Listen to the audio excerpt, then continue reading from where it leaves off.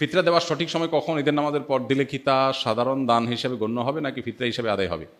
ফিতরা দেওয়ার সময় হলো মূলত ঈদের চাঁদ দেখা যাওয়ার পর থেকে নিয়ে ঈদের নামাজ পর্যন্ত।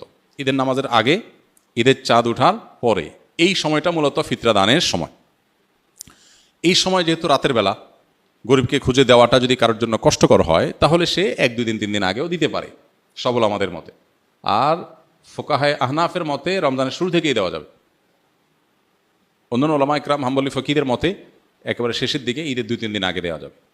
অতএব আপনি ভালো হয় চাঁদ রাতে দিলেন বা ঈদগাহে যাওয়ার আগে দিলেন, আর গরিব যাতে একটু প্রিপারেশন নিতে পারে, আগে ভাগে ব্যবস্থা নিতে পারে, তারা 1-2 দিন আগে দিতে পারলেন, তার বাসায় পৌঁছে দিলেন যাতে সে ঈদটা নিশ্চিন্তে উদযাপন করতে পারে।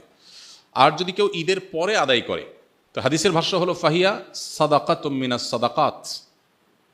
ঈদের পরে যদি কেউ ফিতরা দেয় তাহলে সেটাও দান, অন্য 10টা দানের মতো হলো, ফিতরা আদায় হয়ে যাবে। কিন্তু ফিতরা আদায়ের যে মাহাত্ম্য, যে মর্যাদা, এটা পূর্ণভাবে পেতে হলে তাকে ঈদগাহে ঈদের নামাজের আগে দিতে হবে। ঈদের নামাজের পরে দিলে আদায় হয়ে যাবে, কিন্তু ফিতরার যে মাহাত্ম্য সেটা পূর্ণভাবে সে আর পাবে না।